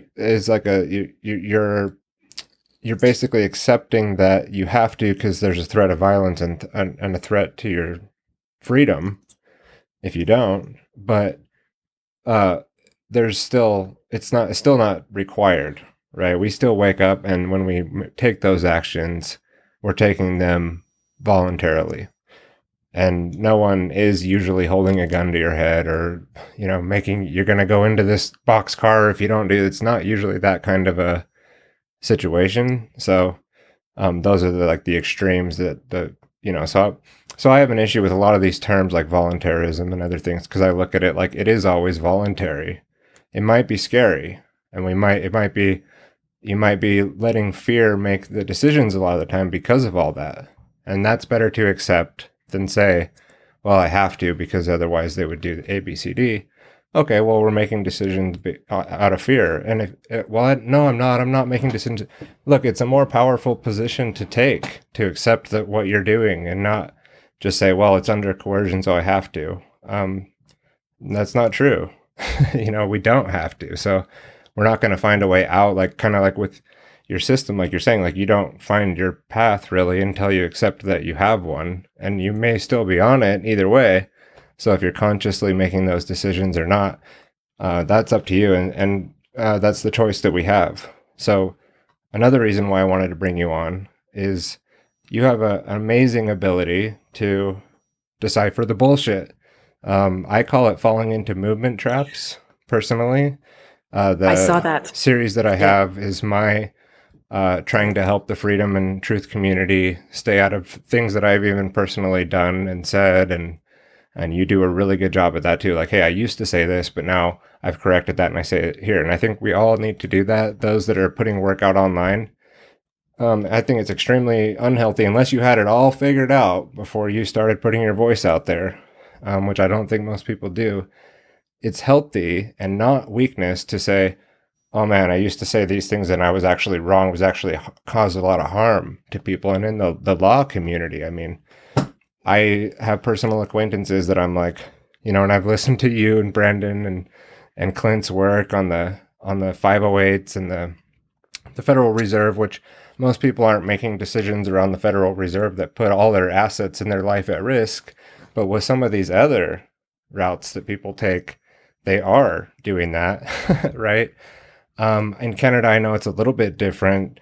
I know that you've dabbled a little bit in these areas. So, that's, if you wouldn't mind touching on that, like your ability to see a lot of the bullshit in the freedom movement and in the alternative health community and the law community, like what makes you different? Because you are, there's cults out there, right? And these people aren't doing, oh, I was wrong, and after this, I got it wrong, and here now I'm going to help people figure out how I was wrong and show them the path so they don't go down that path. Most people like double down, right? Or they're just continuing what they even knowingly might be putting out bullshit, but they're selling a lot of this, or they got a lot of people subscribing to that, so they'll continue with it. And you don't do that, and so I respect that a lot about you. Oh, thank you very much. Yeah, it was fun to find myself and Brandon on your podcast there. Yes, I did. I I featured hadn't your seen, clip yeah, saying yeah, that you tell people, the world isn't ending. Great news. mhm, It's not yeah. all going to shit, and it's like they don't want to hear it, right? Oh, that was a big discovery. I'm like, hey guys, it's not as bad as we thought. Like, Right, oh and no, they're no. like, oh, well, you don't get it, yeah. Yeah, yeah, exactly. Yeah, so I've systematically become less popular in that world, but for me it's a lover thing that I am married with the truth and there's no breaking up. And so I can't not if I do see something deeper, I learn more, and that's again the lover. Like, I just won't give up getting deeper and deeper, whether it's in health. Now, I haven't been so motivated in the law thing. I, in some ways, threw up my hands because it was such a bunch of crap. But recently, I don't know if you're on Telegram. You should come and join the King Hero chat there, or anyone else is welcome. There's a channel and a chat, and so someone's piped up. Like, a lot of people have been in the zone, and they've been maybe in my zone watching and checking things out and watching the developments. And then it's sifted down to a few people who know a bit more of what's going on. So we recently had some events that were really fun. I thought I wouldn't do any more law stuff, but because this guy had been through the whole thing, he had enough passion for the law that he got himself in trouble, and then he tried to get himself out of trouble with all the BS. I'm a man, and I'm not the trustee, I'm the beneficiary, and my status is changed. I'm not a citizen, and I'm sovereign, and all this like crap. And he got royally humbled. He got slapped and punished, and had real experience in the courts that showed him things weren't like he had learned. So he was one of the very few individuals I know that was motivated to go right to the source of where the law comes from, and to study the history and the context, and to look at how did it actually develop over time, what was inherited, what was it doesn't take away from the fact that there is corruption in that, and he won't deny it. There is. And it's mostly based on our nescience, our ignorance, that they can do that. You get a bad guy in the wrong position, and they're going to try to just take advantage of you and railroad you. There's tons of that. Sure. Okay, so it's real. Absolutely. But but when I'm you not hear, going to go argue semantics with them in their system, right? Anyway, go ahead. Right, exactly. Oh, the word games and the name game and the capital letters and the crap and more crap. So it's really fun to see how actually a beautiful conclusion. I've been quoting him ever since when he talked about this. When people don't know, because it takes a lot of time to gain the depth of knowledge. What he had to read volume upon volume upon volume upon volume to educate himself. Most people are not able or willing to do that. And then, where was I going with that? It's a good one. So yeah, anyway, people don't want to spend the time. Oh yes, and then here's the thing: is like when they don't know, when they bump into a mystery, and there are mysteries, because we haven't been in control of everything. That's how the evolution in history has gone. Then they make shit up. That's what we're like. When we hit the mystery, we don't like the mystery. It's the unknown. We don't like saying, I don't know. We certainly don't like saying, I was wrong about my claim that I made. You mean like the guru will make things up in those situations? Yeah. Mm-hmm. All of us do. It's one of our survival mechanisms to try to figure out. Oh, look at that. There's the door. Can you take 1 second? Absolutely. I'll take a second. second. Be right back with you. Yeah, no problem. Yeah, so Beth is really good at breaking things down with various movements like the law community. And I'll just kind of go over what we've been talking about so that she doesn't miss anything while she's away, and then I don't have to edit this out. But in the alternative health world as well, she's gone into so many different avenues that some of which I want to talk to her about before we end here, because there's things that I still believe or thought that were true surrounding, like a lot of the COVID psyop was, definitely a dialectic, a controlled dialectic, a Hegelian dialectic, where we thought, oh, these alternatives over here are definitely going to be helpful and the way to go, because look at how much they're fighting against ivermectin, for example, or some of the other alternatives that they were being promoted at the time. And Beth's back with us. I was just sort of re-going over what we were just talking about, and your ability to admit I was wrong and say the magical words and and move forward, and not just and for me that gets easier over time. It's like, oh, another thing I was totally wrong about. And I'd like you, because I know we have a limited time. You're okay. You're good for another minute or two, or another 20 minutes or so. Exactly. Okay. Uh, the research on ivermectin. Okay, this thing, I've been getting more familiar with your more recent work and more recent thoughts, and you've been talking about vitamin A toxicity and the ivermectin psyop. I'll just say, like, I was, and maybe still am, thinking, okay, ivermectin is good for killing parasites. It was a World Health Organization top 10 medicine. They recommended everybody store it and keep it. Um, can you help us understand your take and your research now and understanding of things like ivermectin or the vitamin A toxicity? I don't know if you want to mix them together and take them one-on-one, but go from there. Yes. Yeah, this is my favorite current subject that really compels me. And I really haven't evangelized for anything other than my own work until now. And the reason is that my discovery, this is a claim that I'm making that I feel to be true, and I'll say if it's not true, but I believe that the natural health medical world is much more weaponized against us than the mainstream one. And of course, the mainstream one is so obviously weaponized against us. They want to kill us, that's obvious. Now, it's very unobvious that they also want to kill us with natural medicine. And so I was extremely programmed with natural medicine. I thought it was infinitely better. Now I've had going on 25 years to experiment with it and see a lot of different experiments. And what has almost always 100% of the case been, and this is true with ivermectin in particular, and it's something that Garrett Smith calls a duration paradox. So he's part of the world right now of knowing that vitamin A, it's not just vitamin A, but just seeing through the psyop of natural health. When you look at the origin of both kinds of medicine, it's the same Rockefeller guys, right? So they were the ones that created the world of vitamins, vital amines. That I have yet to do a very deep dive on the vitamin hoax. This also has recently been taken sideways. Watch for it, because they don't like Garrett's work. Why? You said it earlier. They're invested. They would have to say that they've been wrong. And the vast majority of people won't do that, especially when they have made themselves responsible for other people's health.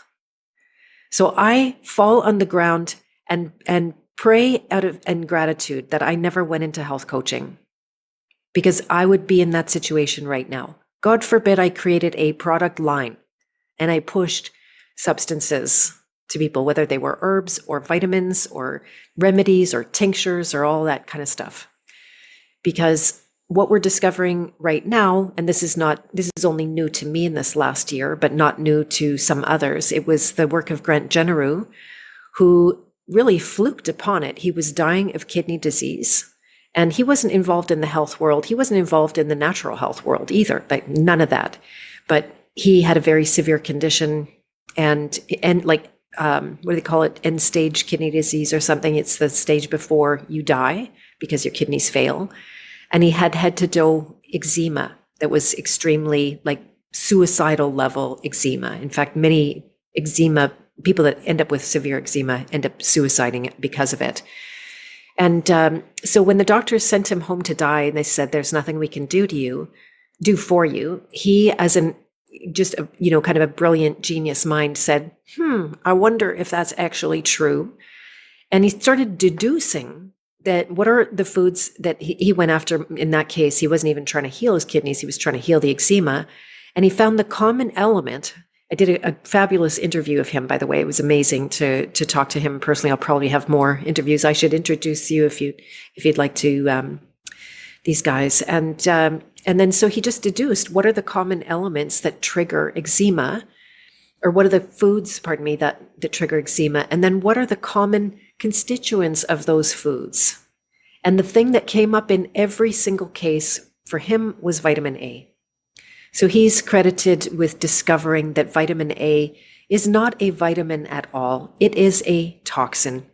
And it doesn't matter what form of vitamin A, whether you're getting the carotenoids that we think carrots are so healthy. Well, guess what? They're absolutely psyoped against us. It was an invention to make popular during World War II when they wanted to blind the pilots who would fly at night.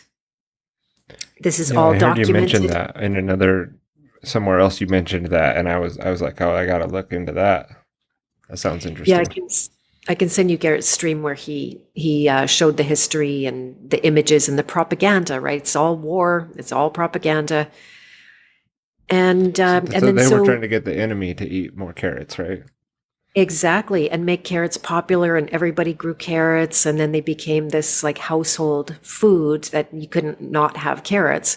Funny, I never liked them. That was interesting how I just didn't would have one or two here and there, and just didn't like them.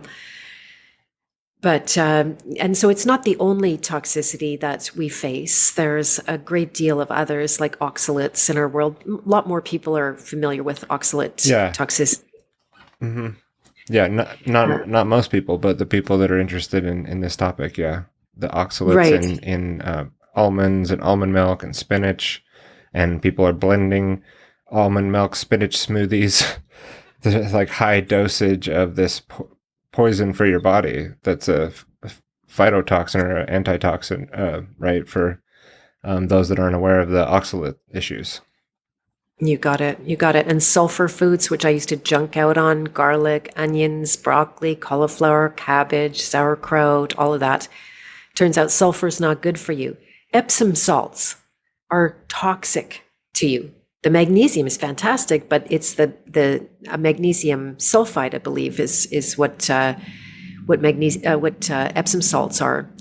And so that's like a regular poisoning every health food person does every time they get in the bath and think that's good. And that's like antioxidants. We're always being told, antioxidants, you need antioxidants. This new herb is full of antioxidants. Well, guess what? The detox process of the body is oxidative. So when you take an antioxidant, you're shutting down detox. And guess what happens when you shut down detox? What do you think? Like chronic illness long term, nothing that would happen like immediately. But it's like you were saying with that duration issue is you would initially think like, oh, I don't get sick and I'm doing great. But then you have like buildup of toxins, and over time that's going to manifest. And I mean, this is new to me. I'm not an expert here, but that's what I would think that would do. You got it.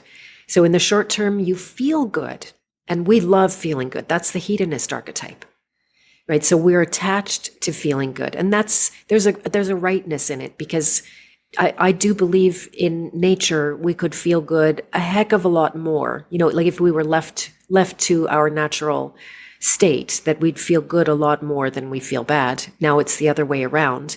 Our bodies are literally weaponized against us because there's barely a person that doesn't have some symptoms ongoing. And, that's where my health journey has been helpful. And then, so the antioxidants, the vitamin C, you don't want to take vitamin C. Yes, it makes you feel better when you have a sore throat. If you're lucky, you catch it at that time, but you feel better because you've shut down the production of ALDH, aldehyde dehydrogenase. And if it's even like legit vitamin C, I guess, right? So I heard Kevin Trudeau on one of his shows saying that most of the vitamin C out there is like not doing anything. It's just like, it's basically absorbic acid. And that's, again, where I'm limited in this realm to be able to say, yeah, for sure, that's the case. And I think the main point that I would summarize, because I know we're getting close to the end of our time, is that this field is also weaponized, that it's not free of it. Suddenly, oh, you're in the alternative health realm, and now we're in the great green pastures of running around in freedom. Like, and the people that are working against us are way out in front of you on that one. And so, unfortunately, like, we do live in a toxic world, like you said, and there may be some more extreme measures that we have to take, but then that's weaponized against us with, like you've pointed out, and I'm not confirming this or anything, but with methylene blue and the psyop going on there, potential psyop, because again, I haven't gone and said, "Oh, methylene blue is not." I was seeing it as potential something that can be used in extreme situations where they're like injecting us with foreign technology into our blood, right? So something that might have been like, we wouldn't want to take that ever, this high dose of a vitamin C. Well, what about if they're putting nanotechnology inside of us and we have to clean our, I mean, so there's, what if methylene blue has some unique application like that? But normally it would just be a poison or something that you shouldn't put in your body. These are all just opinions. Yeah. I don't have like a solid foundation here, like I said, but I think you caught me at a good time because I'm taking a lot of different supplements and now I'm looking at which ones have vitamin A. Like, does the AG one have vitamin A in it? Like, not the athletic greens, right? This is talked about on Joe Rogan, on Andrew Huberman puts this stuff forward. So, Oh, and we yeah. talked And about this bigger with than Tease, ever. like the controlled opportunists, right? Not everyone has to be a controlled opposition where they're being paid, but they sure are making nice sponsorship money off that AG1, aren't they? Or whatever. So, Ooh, I'm going to use that controlled opportunist. I love that. okay, yeah. That's And amazing. Tease and I brought it up, but his partner, Steve, over at the AM Wake Up, apparently coined the term. So, Perfect. I'll give and credit. you've coined one. And so let's just do a little bit of rapid fire here because you've got I've got a few questions and we're limited, but the archetypes of opposition. I have it in my notes here. What is it? The archetypes of controlled Controlled op. opposition. Yeah. That's your Yeah. term on a similar thing. Tell us a little bit about that. Yeah, that was my system that I created because I started just really being aware of how much controlled opposition was in the truth space. And for me, it was just pattern hunting. I could see, oh, look at that narrative. They say it and they say it and they say it. And oh, look, those guys hang out together. And oh, look, these guys that you always walk away from their presentations feeling terrified. Interesting. That's a very interesting outcome. And so I just started decoding and breaking down because I saw these characters on the stage and there's overlap. So you can actually go to my website.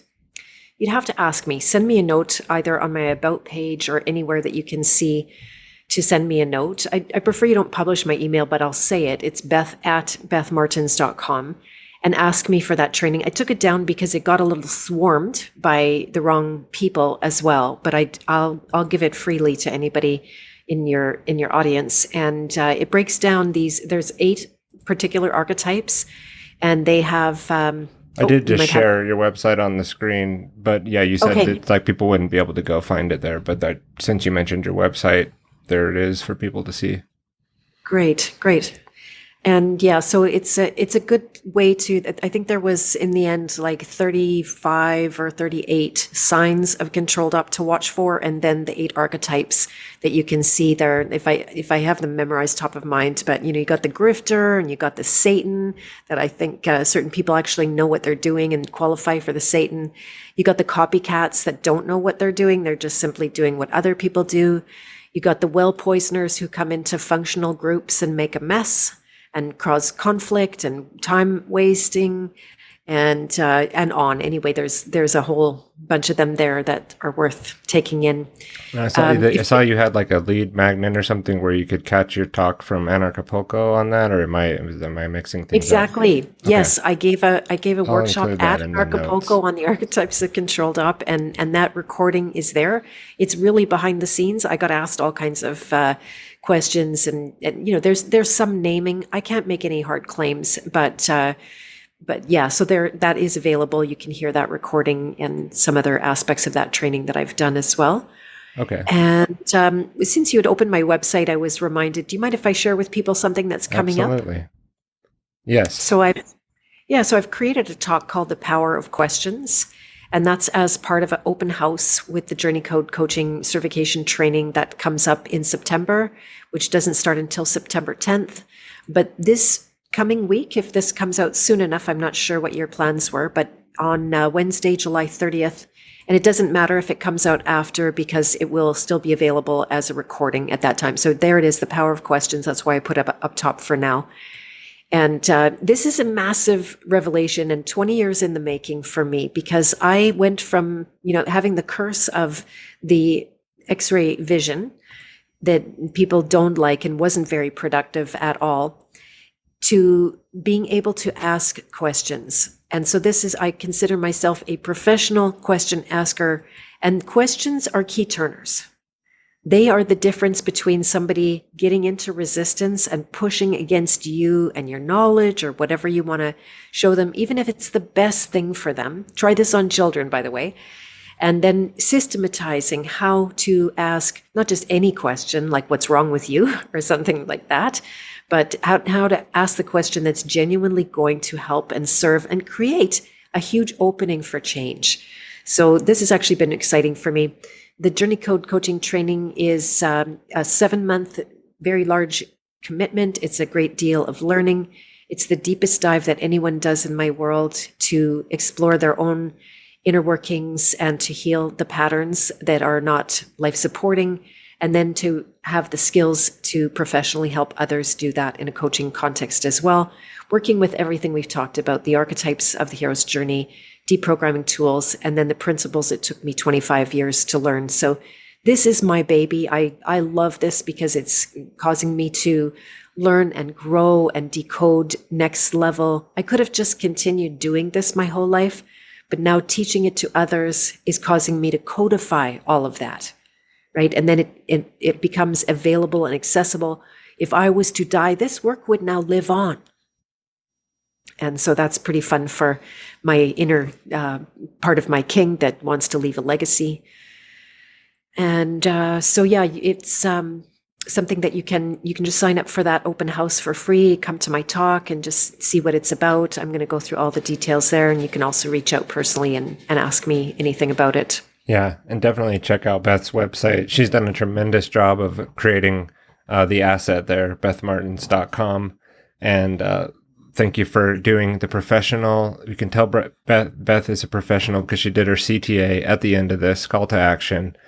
And one thing, Beth, if we can get one more sentence answer from you, because I know we don't want to push you past your time. So it could be a one fire answer, but I had it here. I had a bunch of other questions we didn't get to because we got into such a great discussion here. You touched on the courses you offer. I definitely want to leave room after this question for you to drop anything else that you'd like. But if someone right now is in the dark night of their soul, what is your message to them right now? Keep going.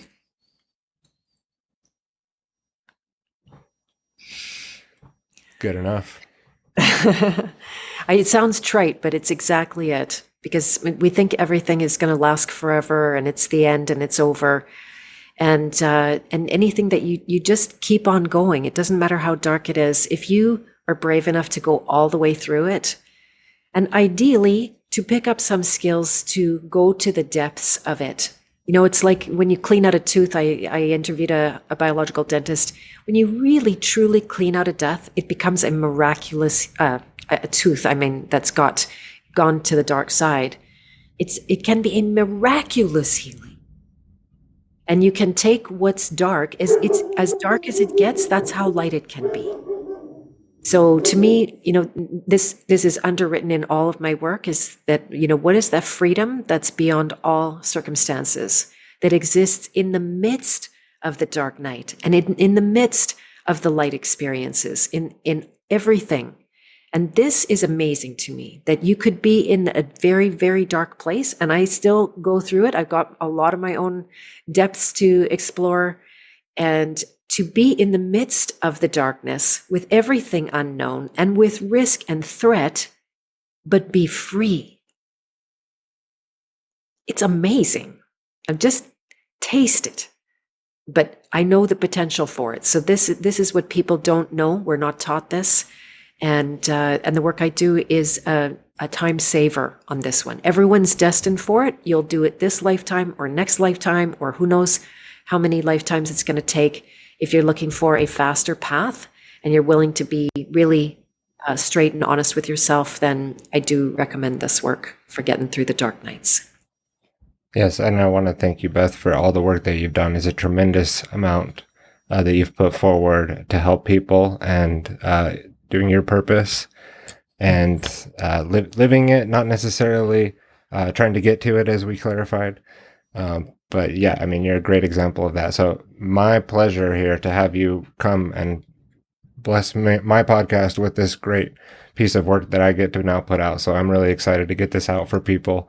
Anything else that you want to include in the last part of this time capsule before we close it out?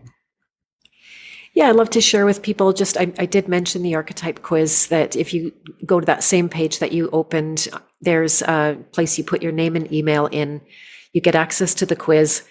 Someone accused me of some bad and wrongs. You answer all the questions and then you fill in your email again. It's just the way that system works. I'm not doing anything special with that. I will send you emails after that, just so you know that after you do the quiz and you're on my email list, then you'll be learning about the podcast guests that I have on. I always send an email out about that. And then if I'm running a training in the future that's relevant, I'm going to be sharing information about that. Anyone can unsubscribe at any time. So if you just want to do the quiz and unsubscribe, no problem. In 10 minutes, you find out which of the 8 journey archetypes you are more likely to get benefit from working on right now. People get insight. I've got 8 videos that describe the gifts and the shadows. So there, right away, you get a clear, almost a Cole's Notes version of my book. My book is a good next step to the understanding and seeing through my story and the story of other people, how those archetypes play out and naturally fold into themselves. People do say that this is a book they read not just once, but could be several times, and they mark it up and they write in it and they go back to it and study it, which gives me a lot of joy to hear. So those are the 2 things. Maybe just quickly also the House of Free Will, that if anyone has felt called by what I've been talking about today, that's my innermost circle. And there's even more inner circles within the House of Free Will. But if you become a member or apply to become a member, it's not a given. You can't just click and join. And it looks like we're related enough. We have enough in common. We have similar values that with the people that are already members, and my values primarily, because it's me there. Then I would love to have you become. It's small. It's intimate. We're not, 1,000 people. It's only 140 members right now. And it's a very beautiful, my world's always about just distilling down, right? Some people want everything to get bigger. And in some ways, I'm wanting everything to get smaller, but more concentrated, more meaningful, more related, and more, potentially more productive or impactful in the world, or our worlds at least. So. Okay, great. Yeah. So I'll put those links in the show notes. And Beth Martens, thank you for coming on. Thank you very much for hosting me. It's been a fantastic conversation. I thoroughly enjoyed it. Merkabra.